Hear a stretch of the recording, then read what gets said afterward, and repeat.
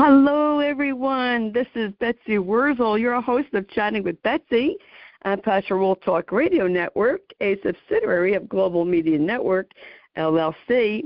Our mantra is to educate, enlighten, and entertain. The views of the guest may not represent those of the host of the station. And I want to thank you for joining me today, taking me with you wherever you are to listen. You're going to want to listen to my guest today.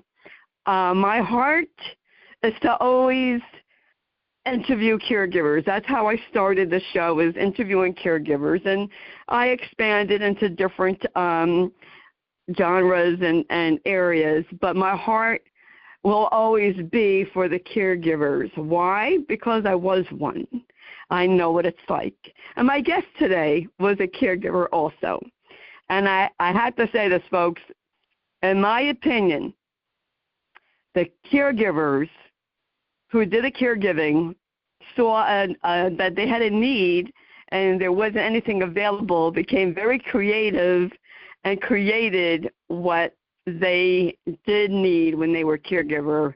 They're doing it for other caregivers, because once you're a caregiver, I feel like your heart is just for caregivers, and that will never stop.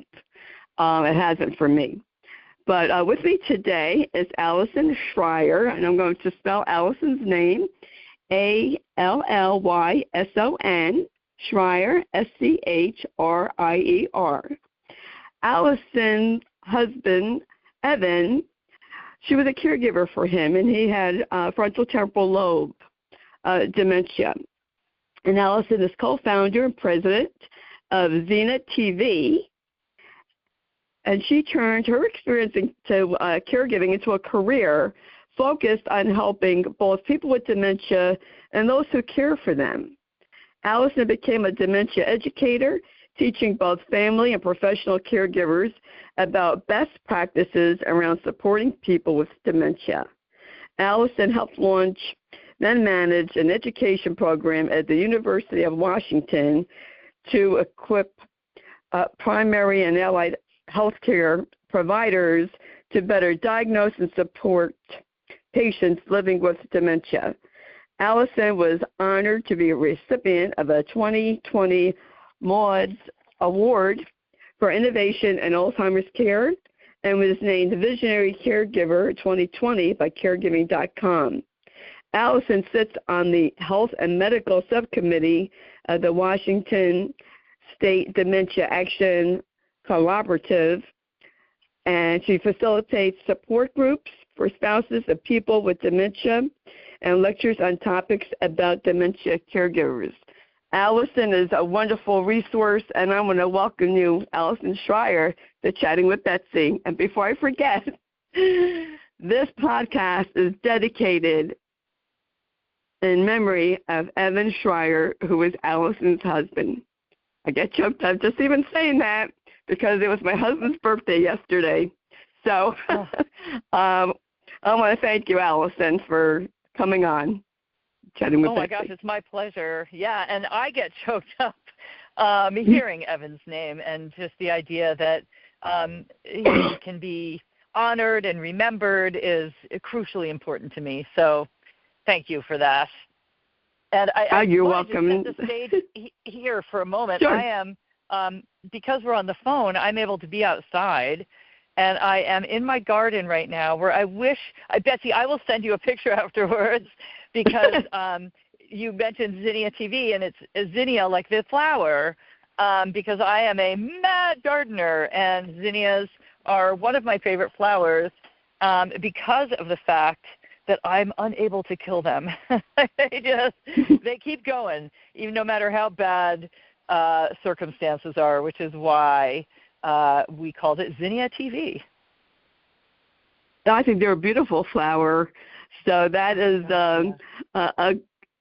a great choice. And I understand you becoming emotional, getting choked up when you hear Evan's name and what you did in honor of Evan's memory and to honor his life.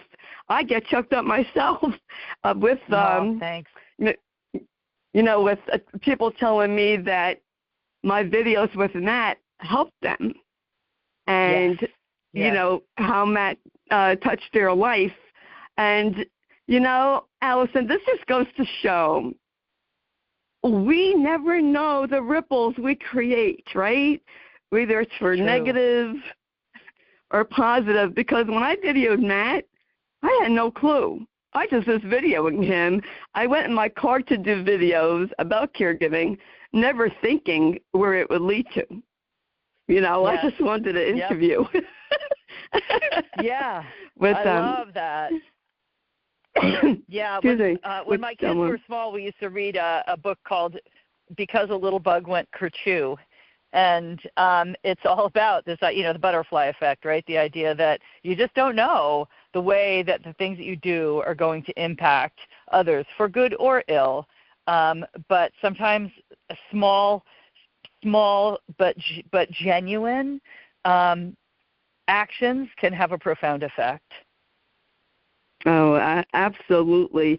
And I'd like to know about your experience first. Before you created Zinnia TV, how old your husband Evan was when he was diagnosed?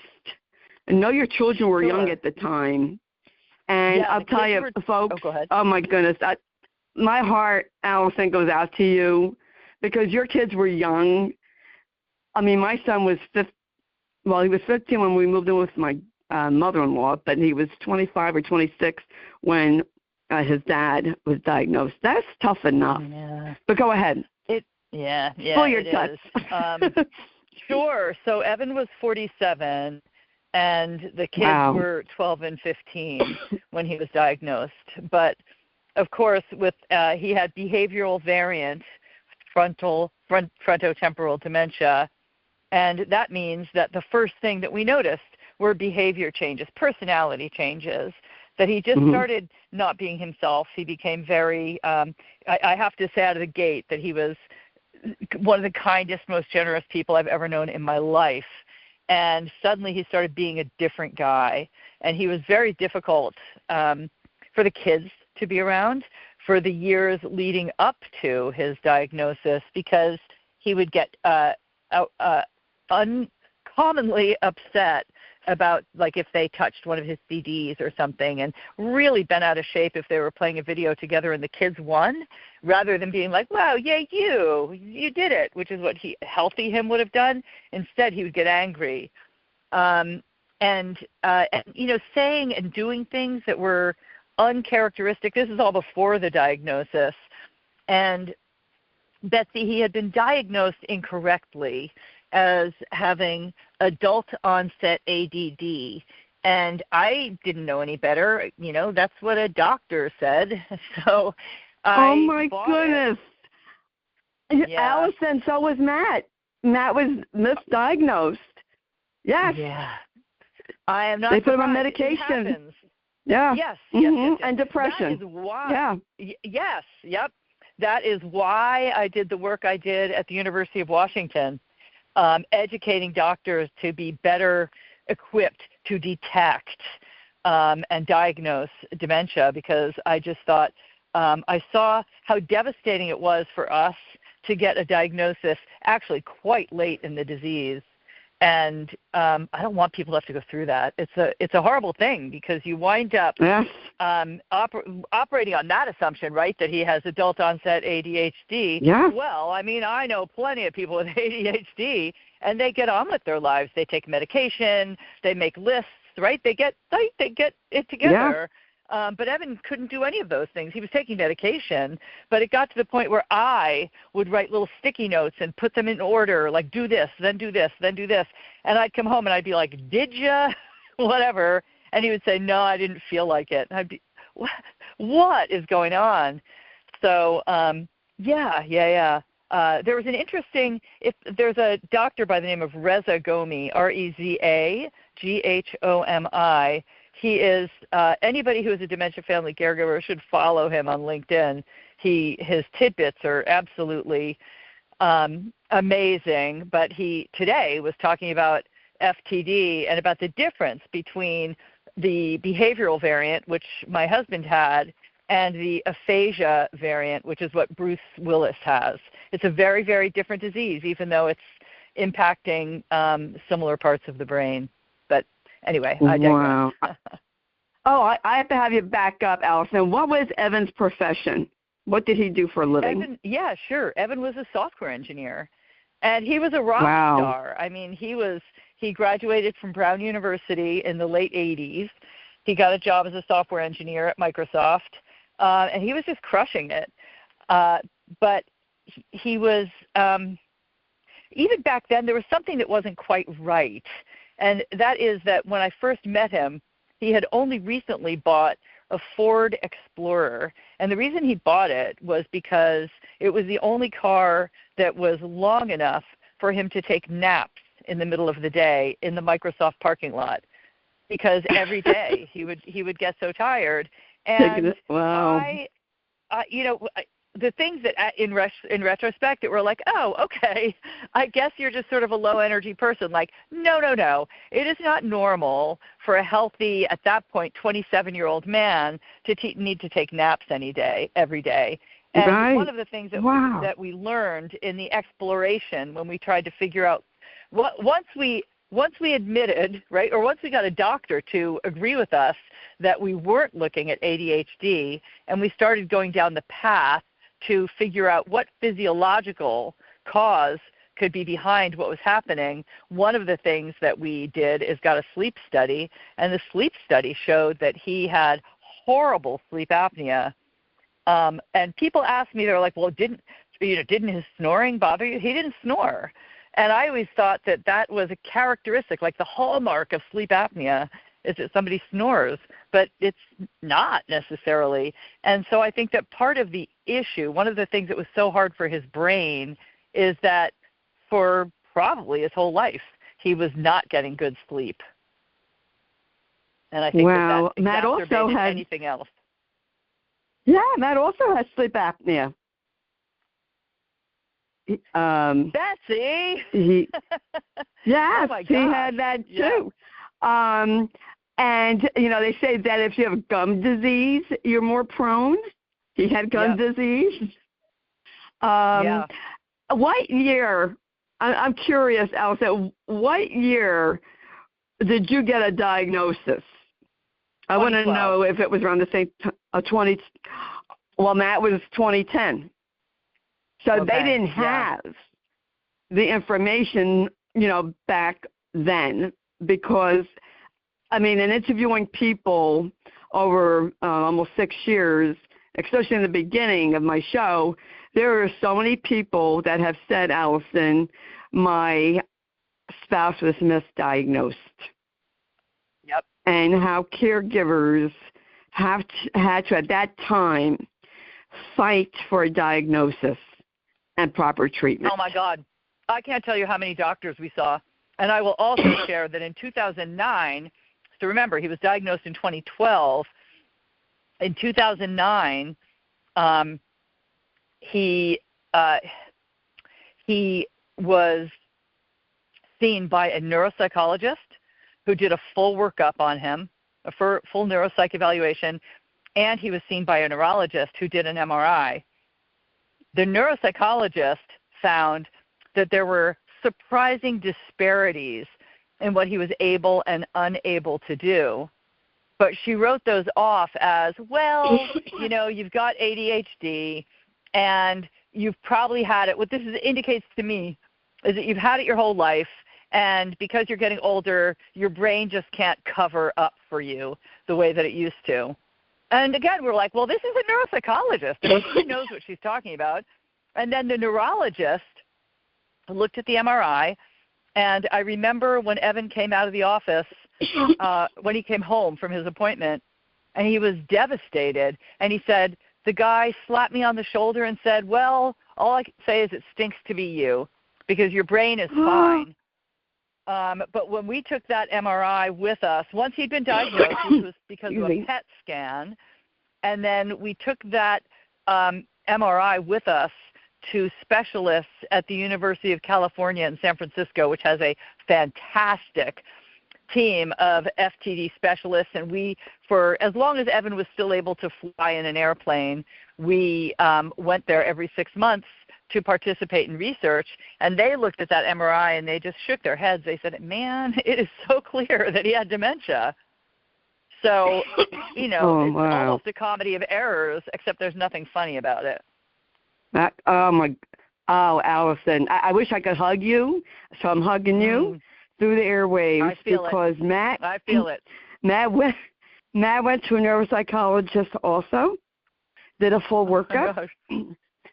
And I didn't know at that time what exactly was going on at work. I knew a little. I knew that Matt was having trouble. That's why his coworker told me to take him to a doctor.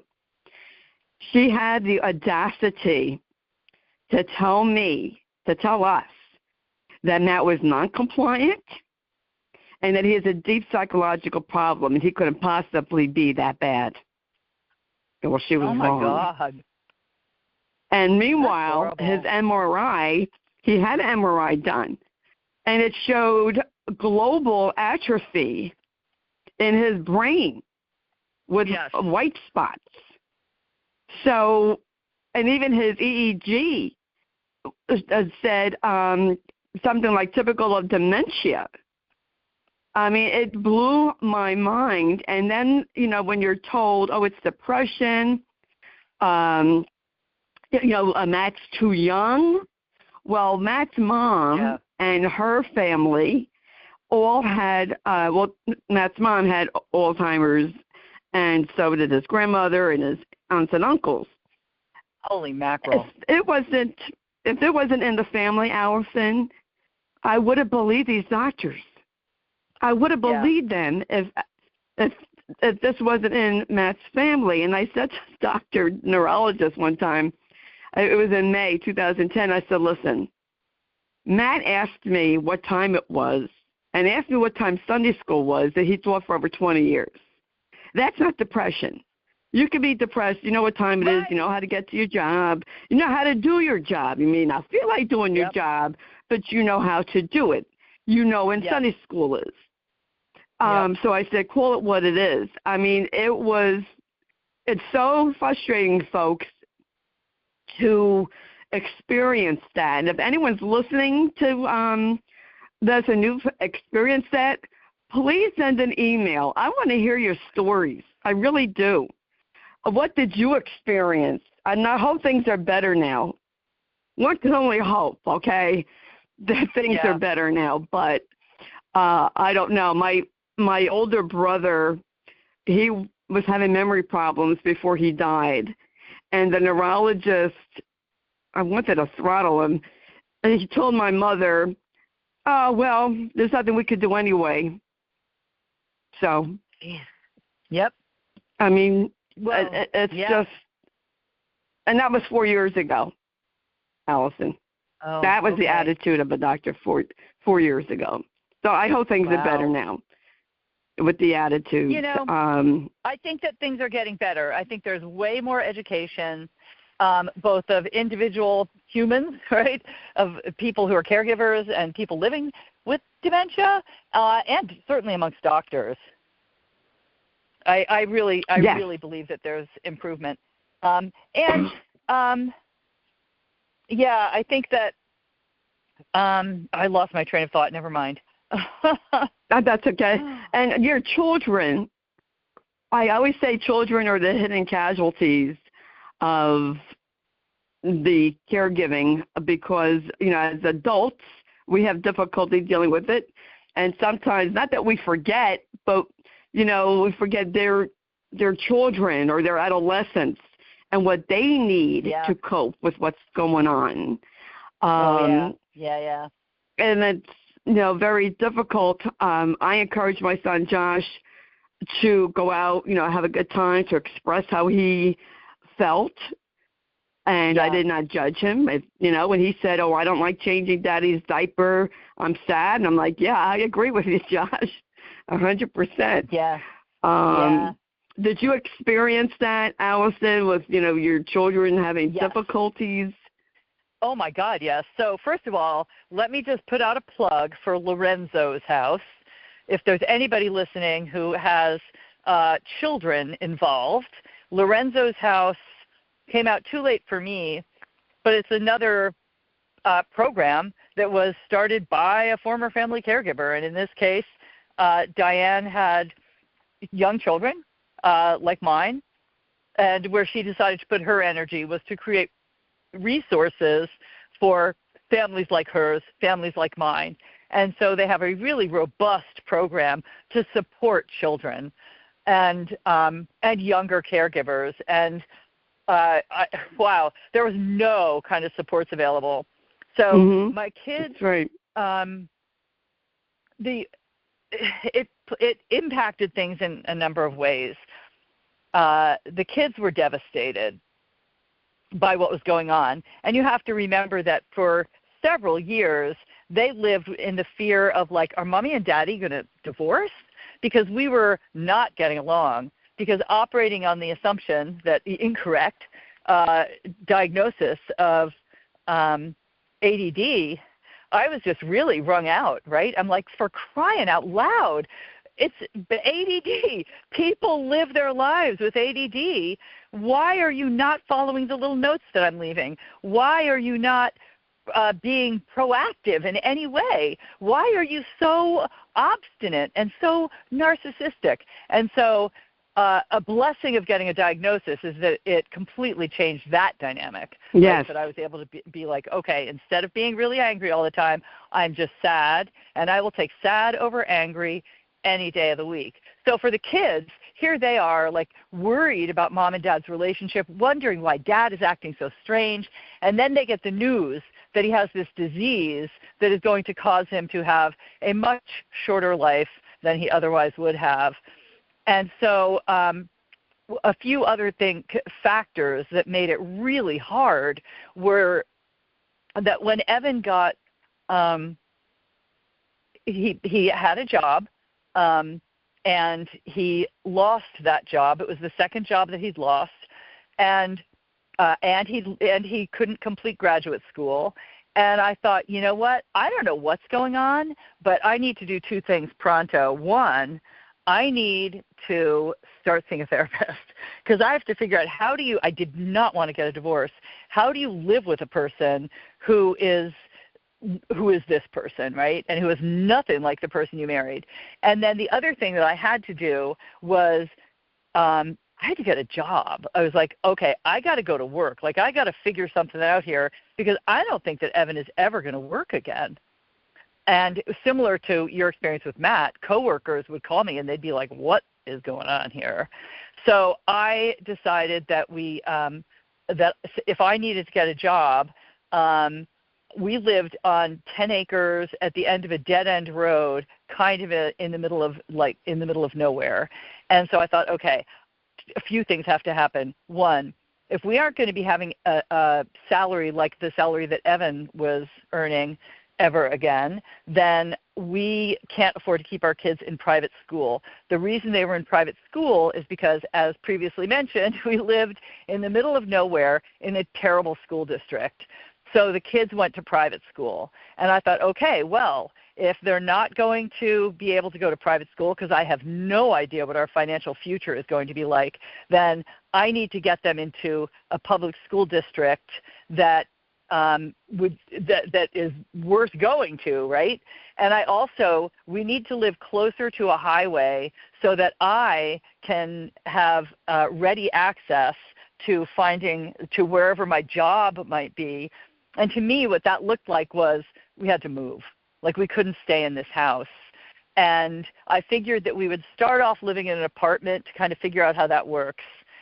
A factor that played into all of this is that we had a dog who was a stray that we took in. My husband was in love with her, and she was a pit bull. The apartment that I found wouldn't take a pit bull, nor would any of the apartments that I looked at. So I said to Evan, we're going to need to get rid of the dog because we need to move to an apartment, and they won't take a dog. And he said, I'm not going. I said, okay. Oh, no. Well, then I am moving with the kids to an apartment. It was 6 miles from our house, every day he came and ate dinner with us, and on the weekends we would all go stay at the house. So that's how we lived. Meanwhile I had started looking for work, and I had started seeing a therapist, and eventually it was that therapist who listened to me. We had a whiteboard moment where I laid out all of the things that were happening. I mean, we were seeing a counselor for partners where one of them has ADD, and I would bring up the outrageous things that were happening, and he would always say, well, you know, we can't judge people with ADD. And I said to my therapist, like, here, okay, this happened, this happened, this happened, this happened, and this happened. Tell me, please, this is not ADD. And she just was like, her jaw dropped, and she said, oh, my God, this is not ADD. And so she is the one who turned me on to a doctor who actually led us to a diagnosis. But we were talking about the kids, and it was devastating for them. On so many levels. They didn't go to school for a while, even though they started their new school in our new apartment in September. The diagnosis came in March, and they just stopped going to school. Eventually, they went again, probably about 3 weeks later. My older son did pretty well. He was it was his first year of high school, and he thrived. So he was fine. He went on to college, and there we go. My younger son pretty much fell apart, and he got an eating disorder because when you're 12 years old and your life is completely out of control, he wound up finding a way to control things, which was that he developed an eating disorder. In high school, he made it through he did 2 years of middle school in the new school, and then he moved on to the high school and just started smoking a ton of pot. And I am like dealing with my husband with dementia. I've got a son who has this eating disorder. We're seeing a specialist for that. And anyway, so happy to report all these years later that everybody is okay. We made it through, but I will tell you that there were times, especially with my younger guy, where I just thought that the world is a very unfair place, that not only do we have a family member who has this devastating brain disease, but also a child who's so impacted by it that they're impacting their own brain. So, bad stuff. I feel for you, Allyson. My son, Josh, has a cognitive disability, but yet he understood Alzheimer's better than so-called intelligent people. And he would just, out of the mouth of babes, he would tell people that would say, oh, I would call your dad up, but he doesn't know who I am. And Josh would say, well, it's not rocket science. You call up, you say who you are, and say, how you doing, Matt? Exactly, yes. Oh, my God, yes. I mean, he was great. He was so patient, more patient than me at times, with his dad. He was really wonderful with him. But, there was the concerns. What happens if dad goes into a home? And it was, people who have cognitive disabilities, and Joshua's disabilities, he has difficulty processing. Like, I don't know how much he understands. But with his grandmother, he knew, and, my mother-in-law was a very quiet woman, and then she turned into this raging maniac with the Alzheimer's. And I said, Josh, it's like someone took a pencil to grandma's brain and erased all her memories. And he understood that. Way to say it. Yeah. But it was funny because he said to me, he said, what happens if you meet someone after daddy dies and they don't want me and they don't like me? Oh, my God. That's what he was concerned about, Allyson. And, I did not shrug it off. I said, Josh, let me tell you, first of all, I'm not ever getting married again. Once was enough for me. Thank you. I said, we're a package deal. Okay. Oh, yay. This is your house. This is your house. You live here. Nobody will ever, as long as I'm alive and breathing and can function, nobody will ever kick you out of your own home. Yeah. They had to go through me first. I said, we're a package deal. So if people, you know, I said, I don't have to worry about it because I won't be dating. But if I did date, if I did find someone, they would have to like you. That's a requirement. And if they didn't, then they could go bye-bye. Yeah. Wow. You know, but these are the things that they think about. Yeah. Did Matt live in long-term care, or was he at home the whole time? He was home the whole time until he went up to the hospice unit. I love that. Where he died. Yeah. You know, we were able to do it. He was able to live at home, and I tell everyone, you know, everyone's circumstances is different. If he would have lived Allyson, he would have had to go into a long-term care. No question, if he would have lived longer. Because he was getting to where it was not manageable. And, you know, I believe in being honest with our children. You know, don't give the kids false hope. When Matt went up to the hospice unit, I knew he wasn't coming home. I knew he went up there to die. And I told that to Josh. I was very honest. I said, Dad is not coming home. He's going to go to his heavenly home, but he's not coming to this home. Yeah. So, you know, to try to, as much as you can, prepare yourself and your child or children. Like, it's like, how do you prepare your children for their father dying? Now, I don't mean to be morbid, folks, but this is a freaking fact of life when you are faced with a terminal illness. This is real. It is. And it's really, it's difficult. And then Matt died in 2020, so then 2 months later, COVID happened. Everything closed.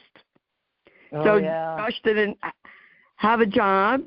He couldn't socialize. Just when he needed it the most, it was taken away. And repetition and schedule is very comforting to those who have neurodivergent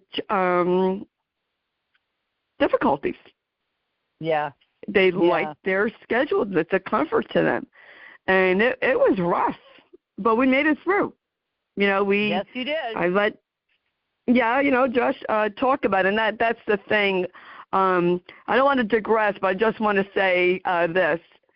For those of us who have boys, sons, you have to let them come to you and discuss it. Don't tell them to be strong. It's the worst thing you could tell them, or to suck it up, because you're going to have a kid that's going to have a nervous breakdown. I'm telling you. You need to let them vent, and that's what I did. I let people vent. And when someone said to Josh, "Oh, be strong for your mom," I said, "Don't you ever say that to him again. Don't ever let me hear you say that. He doesn't have to be strong for me." Yeah. Exactly. You know, Mama Bear comes out.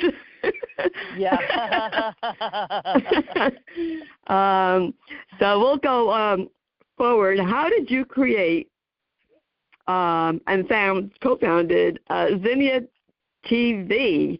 That is, I want to hear about that and what the benefits, because I think Matt would have definitely benefited from that. Yeah. So I'm going to give you like 3 little data points that sort of have to do with it. It's probably the best way for me to answer this question. So when Evan had moved into long-term care, he was also nonverbal, and he eventually was nonverbal. And I found it so difficult to have anything to talk about that wasn't transactional. And what I mean is that I would show up and I'd be like, well, let's see, I went to the grocery store today. You should see the price of watermelons. My God, it was just like blah, blah, blah, blah, blah. Stuff that was completely uninteresting. But that's what I would talk about because that's like what was fresh for me. I started, and I didn't like it, but But I thought I need to think of things to talk about. And I realized, if I bring images with me, like pictures or magazines, we can flip through and we can look at the pictures, and then we can tell stories. I can tell stories about those pictures. Or if he was a healthy person, right? Like if he's still not healthy, but if he was still verbal, I could have said, tell me this story about what's in this picture. And so I started making little videos on my phone that used Apple's Memories product, which allows you to stitch together pictures on your phone. They're set to music, slow-paced, and they really worked. So I'll pause there for a moment and say that at the same time, something that I noticed is that when I would show up, all too often my husband, Evan, would be parked in front of a television, and literally parked because he was in a wheelchair, and the volume would be way up because people are hard of hearing, and it would be some random TV program. And sometimes, Betsy, he was clearly in distress, like he'd be pounding on his chest, or he'd be shouting out swear words because those were the only words he had left, or maybe he'd be asleep, or maybe he would just kind of be looking wildly around as if to say, get me out of here. And he would then be labeled a problem, by the way, because he was disturbing the other residents by his behaviors. So I did a bunch of research trying to figure out, like, why is the TV so upsetting? And how, and I was also curious about this idea of, like, videos that help people. I found a paper that had been published by Dr. Kate DiMedeiros, and the title of the paper was Television Viewing and People with Dementia Living in Long-Term Care. And Dr. DiMedeiros and her students went into long-term care communities, and they showed the residents in memory care different television programs. So it might be I Love Lucy, it might be Jerry Springer, or Bob Ross, the painting show. And what they found is that the TV show that was least anxiety-provoking, I'll say, was something that was called Venice. And it was simply slow-moving images of Venice with set to music. And I thought, well, gosh, those are like the videos that I'm creating. I'm going to fast forward for a second and tell you that in May, I presided over a panel at the Michigan Assisted Living Association. The panel title, the title of the presentation, was Low-Tech and No-Tech Solutions for People Living with Dementia. All of the panelists, Betsy, had dementia.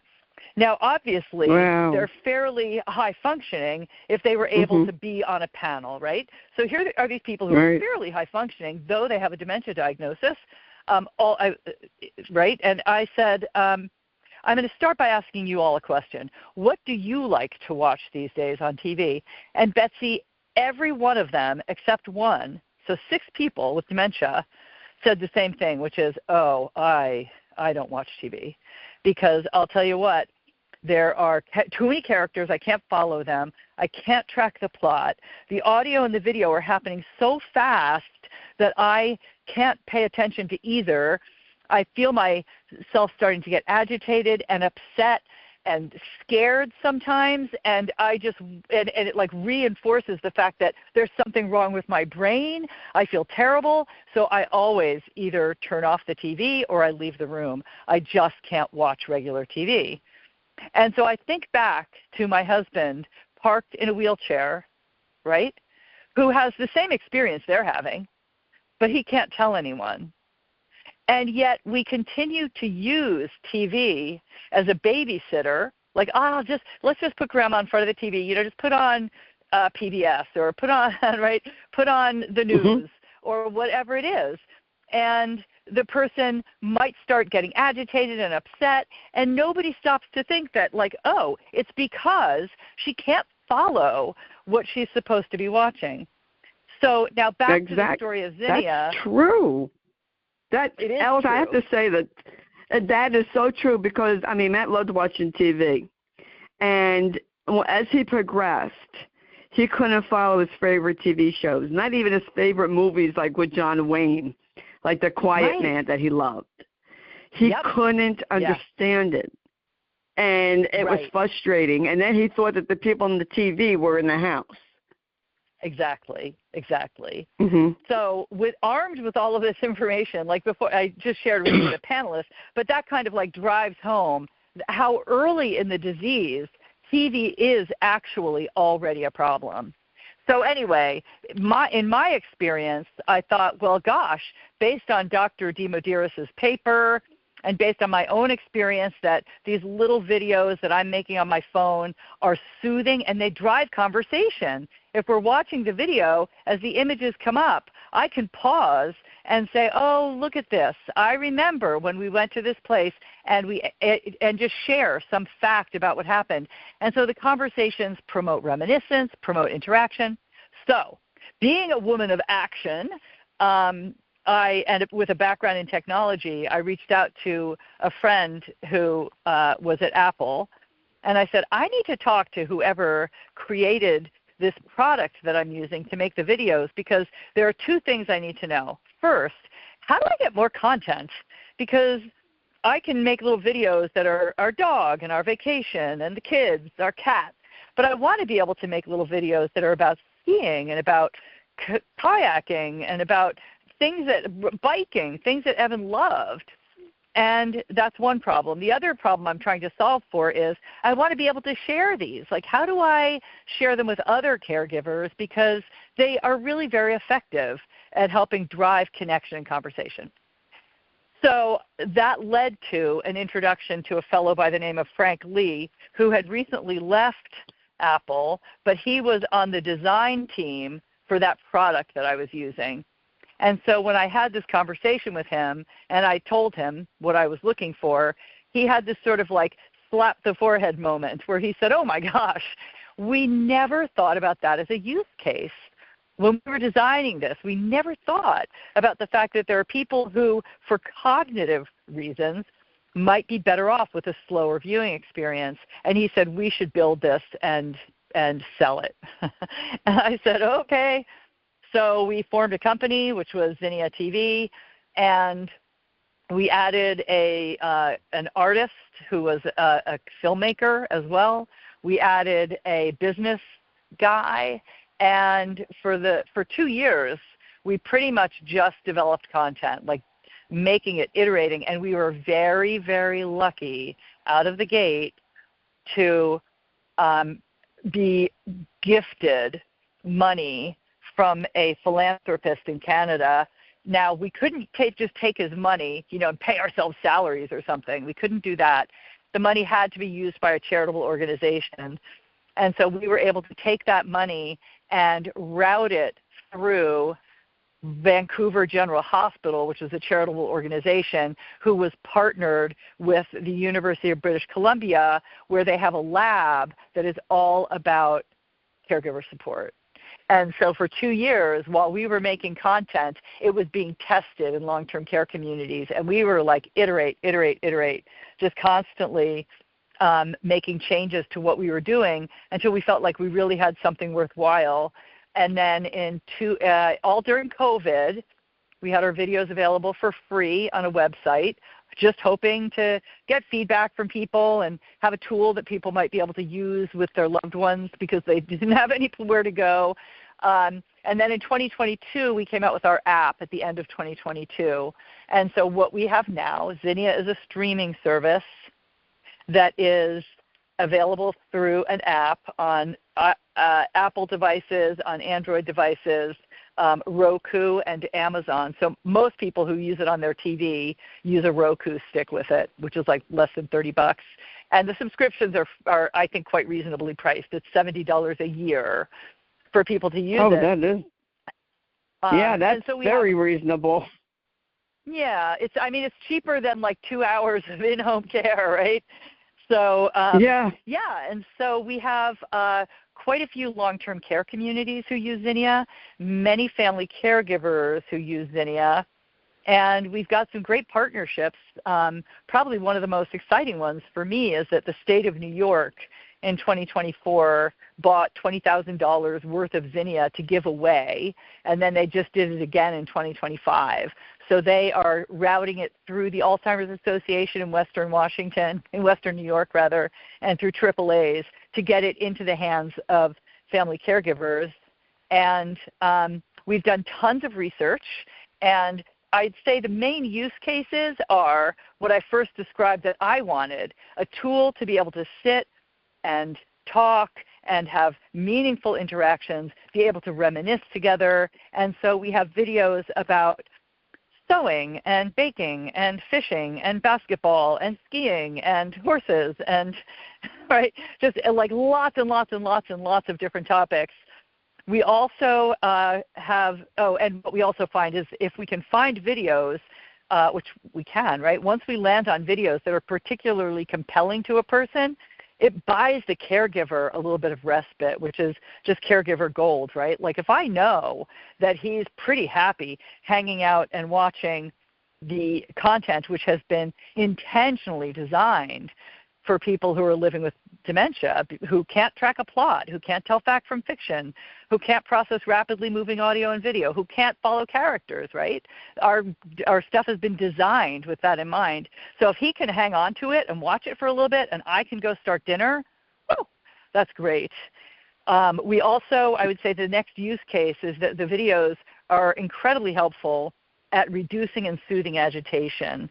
And so we hear amazing stories in long-term care of people who have actually changed their care plan so that the first course of action when somebody is getting upset is not to give them the dose of their antipsychotic, but to use Zinnia as a tool to bring them down. And so I love that it's got sort of this therapeutic use. And then we also have videos that are specifically intended to help with activities of daily living. So videos like, let's use the toilet, let's take medication, let's get dressed or showered, are used by a caregiver to watch with the person before we do the thing. So to just kind of get into their mind, like, look at this, everybody's showering. Even the dog is getting bathed. Like, everybody's getting washed up, and it's okay. Why don't we go do that? That's a good idea. And in our research partners discovered that when watching those videos on a regular basis, like every day at 11 o'clock in the morning, we watch the drink water video, and we follow it with a glass of water. Or every day when we get up, we watch the good morning video, which establishes that it's morning, right? Or every day before we eat breakfast, we watch the eating breakfast video, and we see hungry people who are sitting down at a table and they're eating a meal. And now when we sit down and there's a plate in front of you, it's like fresh, that this is what we're doing. We're eating a meal, and it's okay. And then we have a lot of videos that are intended just to be activities. You know, we talked about the kids. My older son wound up doing his master's in computer science, and he did an internship with us, which is that he developed for us a product to allow us to rapidly build, using AI, to rapidly build quiz content. And it's quizzes that we've tested. We just did a test program.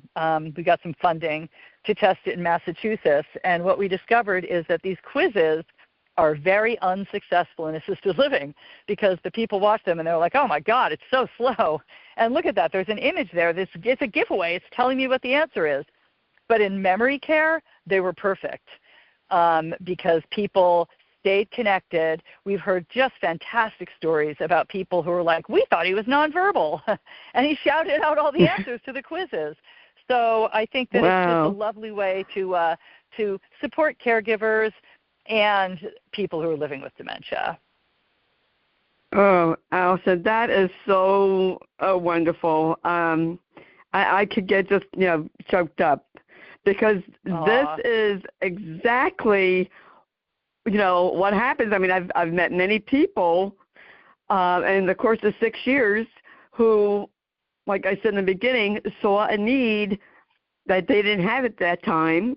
but created it either during caregiving or after they were a caregiver, and now helping other people. That is so phenomenal to me. And I always say this, listen, if I was looking for a TV streaming service, if I was looking for a geriatric care plan or anything that had to do with that, with caregiving, I want someone who experienced it themselves, because it's a whole different ball game when they have experienced it themselves.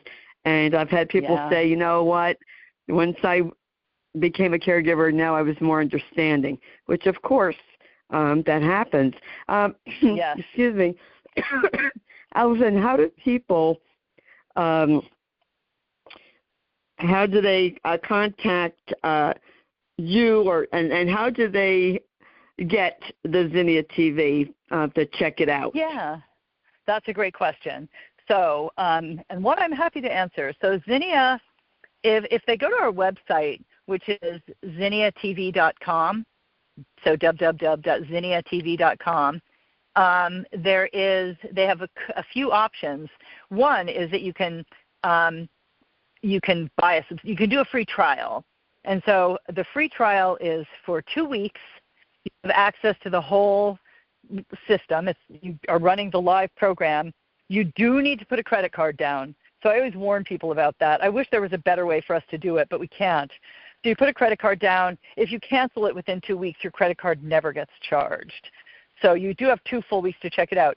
We also have free videos on our website, so that people who are like, I don't know, I don't know if he'd like it or she would like it, you can watch the videos together that are on our website and just get a sense, like, is it doing anything? You know, is it accessible? Is he or she able to follow along? And so, yeah, that's how people get it. And the website is phenomenal. I did take a look at it. And how do they contact you, Allyson? Yeah, anybody who wants to reach out to me, my email is probably the easiest way. And it's just Allyson, which is I'll say it slowly. Get your pencils. It's Allyson, which is ALLYSON, at, like June Allison, at zinniatv.com. That's ZINNIA.com. But there's also our info at zinniatv.com is on our website, and that comes through to me eventually also. So that's it. Wow.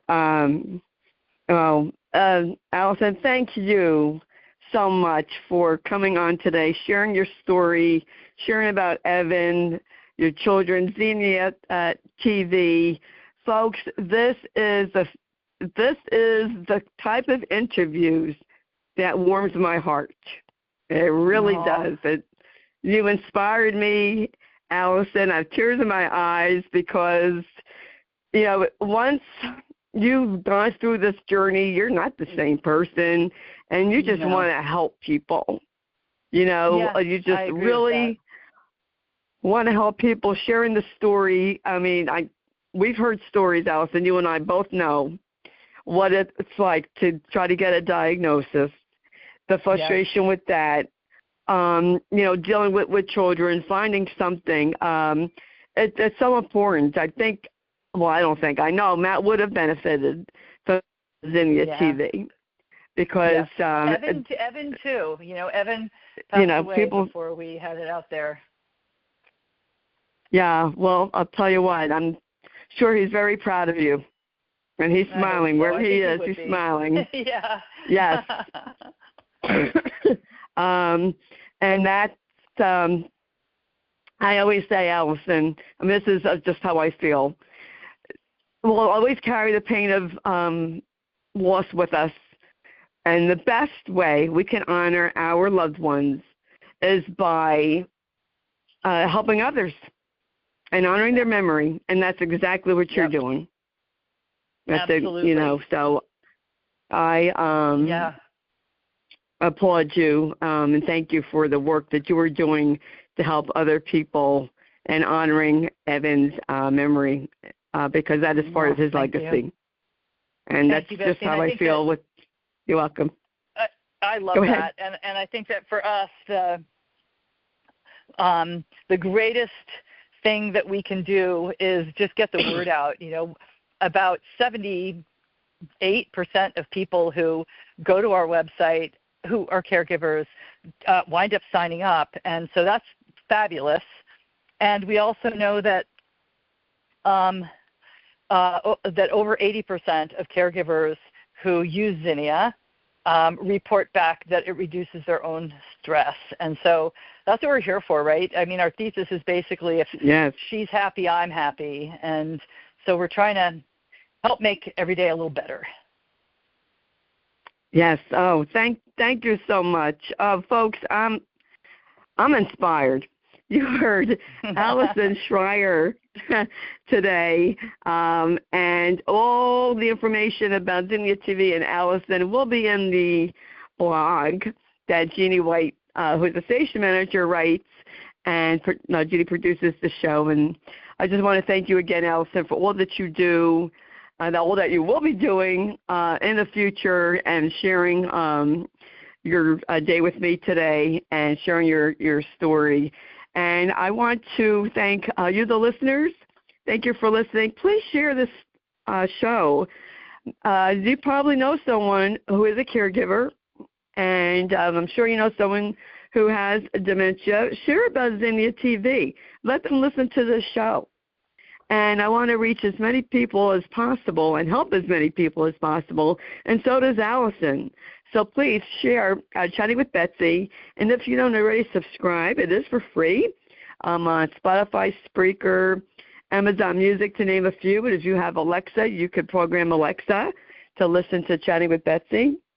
And I want to thank Lillian Caldwell, who's CEO, Pastoral Talk Radio Network, who makes this all possible.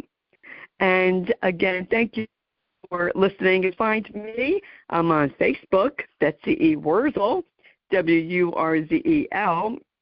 And as I always say at the end of my show, in a world where you can be anything, please be kind and shine your light bright, because we need it now more than ever before. Thanks for spending some time with me today. This is Betsy Wurzel, your host of Chatting with Betsy on Passionate Rural Talk Radio Network. Bye-bye now.